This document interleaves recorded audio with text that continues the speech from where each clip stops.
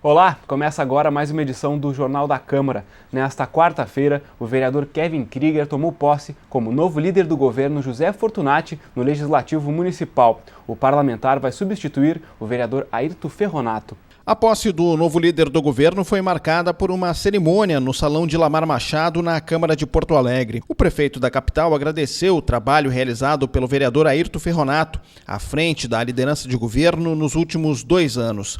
José Fortunati falou ainda sobre as dificuldades financeiras enfrentadas pelo município e projetou um ano complicado, mas afirmou que com a posse do novo líder, a postura do executivo vai se manter de diálogo. Nós temos pela frente basicamente 1 ano e 9 meses de governo e eu pretendo manter essa relação aberta, fraterna, transparente e construtiva com a Câmara de Vereadores, para que juntos a gente possa continuar, mesmo diante das dificuldades econômicas do país, construindo uma cidade melhor. A arrecadação caiu no janeiro, fevereiro e março no município, no estado e na União. É a primeira vez que acontece isso de forma simultânea. Então isso mostra que o cenário é muito preocupante.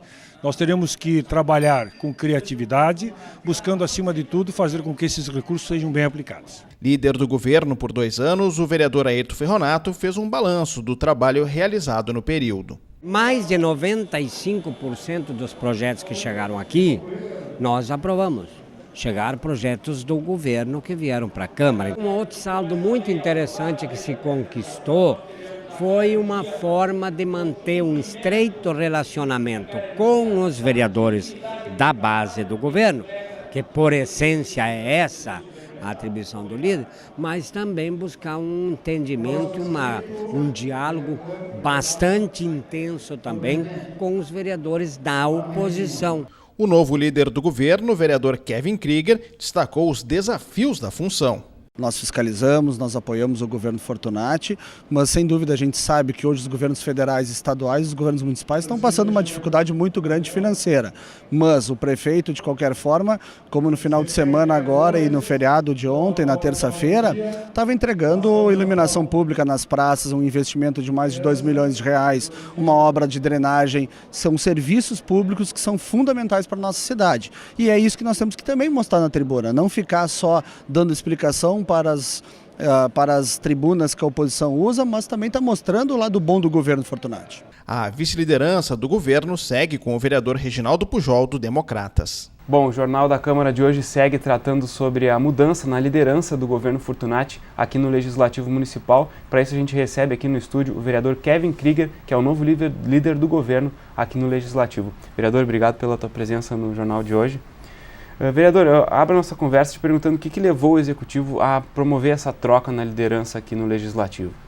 Eu acredito que o vereador Ferronato foi conversar com o prefeito Fortunati e e entregou a liderança por sentir que já havia feito o seu trabalho junto à liderança desde janeiro de 2013. E conversando com o prefeito, ele entendeu que já era o momento dele de sair da liderança. Então foi tudo de forma amigável, tudo de forma tranquila, e o prefeito Fortunati nos convidou para assumir este grande desafio. Eu que já venho trabalhando há 10 anos no Executivo, depois dos meus 3 anos de conselheiro tutelar, agora estou na Câmara de Vereadores desde janeiro de 2014 e entendo que esse é um momento muito importante, um desafio muito grande. Certo, o vereador Ferronato saiu, então, ele ficou 2 anos e 5 meses? Exatamente. Né? Quanto tempo o senhor deve ficar? Deve ficar até o final do ano ou até o final do mandato do prefeito? Olha, eu não saberia te dizer até quando eu vou ficar. O que eu posso dizer é que eu vou fazer um trabalho para unir a base do governo, cada vez mais. A gente teve alguns problemas na base do governo, o próprio prefeito Fortunati se licenciou do seu partido até o dezembro de 2016, e a ideia é a gente poder fazer um diálogo frequente com a nossa base e também com a oposição. Como que o senhor enxerga esse desafio que vai ser trabalhar com essa base que ficou agora meio que perdida com a saída, com o licenciamento do prefeito, né, do PDT? Como que o senhor encara esse desafio daqui para frente de unir essa base?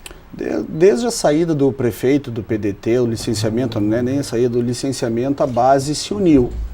Nos últimos 30 dias, praticamente, nós aprovamos todos os projetos de governo que eram importantes para a nossa sociedade.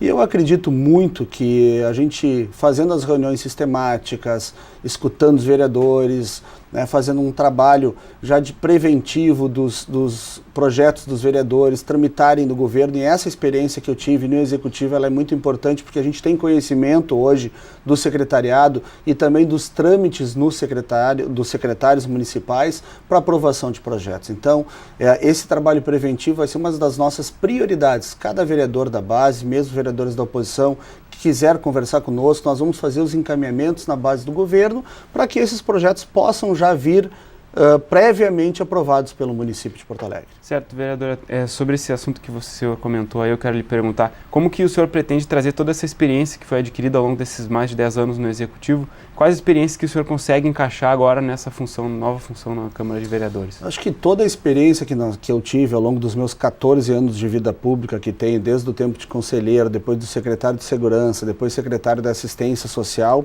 e o trabalho integrado que a Prefeitura tem dos projetos, não são mais secretarias que têm os planos, são projetos que se tem dentro do governo que perpassam por várias secretarias. Isso te dá uma amplitude dentro do governo e te dá um conhecimento do governo. Então, todos os projetos dos nossos vereadores, nós vamos fazer o possível para reunir os secretários, conversar e dialogar com os vereadores para que possam construir um projeto de acordo com a legislação e que possa vir a realmente ser executado, porque muitas vezes se aprovam projetos, mas que ficam projetos esquecidos e não são executados. Certo. A vice-liderança segue sendo o vereador Reginaldo Pujol. E o vereador Paulo Brum. Certo. Como é que é essa troca de informações com ele? Está tudo certo? Tudo certo, tudo tranquilo. O prefeito já chamou o Paulo Brum, já chamou o Pujol, nós já dialogamos, já conversamos.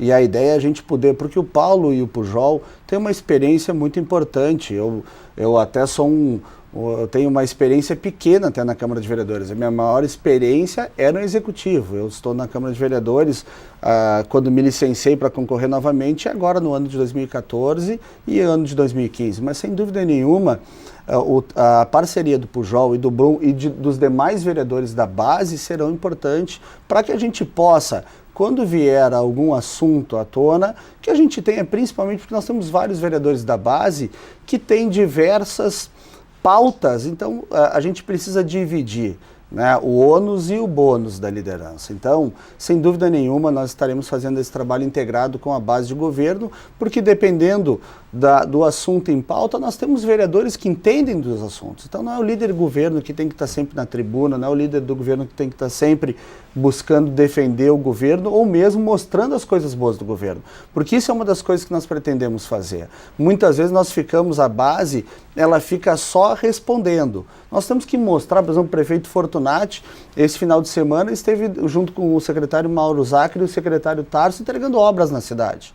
Obras de iluminação pública para as praças e para os parques da periferia da cidade. Isso gera segurança, isso gera muitas coisas boas e a gente tem que começar a mostrar isso. Não só ficar respondendo as coisas que a oposição nos traz. Certo, vereador. E como que os outros vereadores receberam essa notícia da troca do governo, né, e a sua nomeação?